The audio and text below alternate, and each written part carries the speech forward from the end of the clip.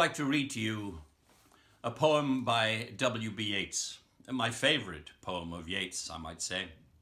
It's called The Municipal Gallery Revisited. Tributes have poured in from across the Irish and British arts communities. Following the death of Frank Grimes, the acclaimed Dublin-born actor whose career spanned decades across stage, screen, and television, Grimes, who captivated audiences with his memorable roles at Strumpet City and Coronation Street, died at the age of 78 after a short illness. The news was announced by the Irish Cultural Centre ICC in Hammersmith, London, where Grimes was described as a dearly loved friend and one of Ireland's truly great actors. The centre, which had maintained a close relationship with Grimes over the years, expressed deep sorrow at the loss while celebrating the breadth and depth of his artistic legacy. A proud Dublin son with global reach born in Dublin in 1946, Frank Grimes grew up during a period of immense change in Ireland's cultural landscape. He was drawn to storytelling and performance from a young age and honed his craft at the renowned Abbey Theatre,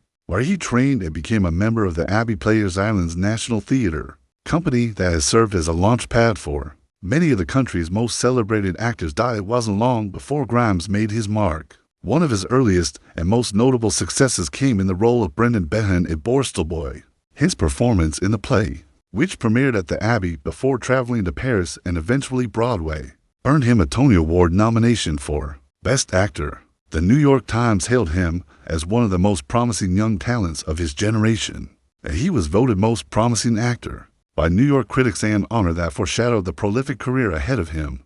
The face of Strumpet City, a nation's priest, perhaps the most iconic role in Frank Grimes' career, came in 1980. When he portrayed the young and idealistic Father O'Connor in R.T.E. Acute's adaptation of Strumpet City, James Plunkett's powerful depiction of life in Dublin during the early 20th century, set against the backdrop of poverty, labor unrest, and the 1913 lockout. The series remains one of Ireland's most revered television dramas. As Father O'Connor, Grimes brought depth, innocence, and emotional complexity to the role of a priest, grappling with the harsh realities of urban destitution and inequality. His scenes opposite the unforgettable Rasher's Tyranny, played by David Kelly, are etched in Irish television history for his performance.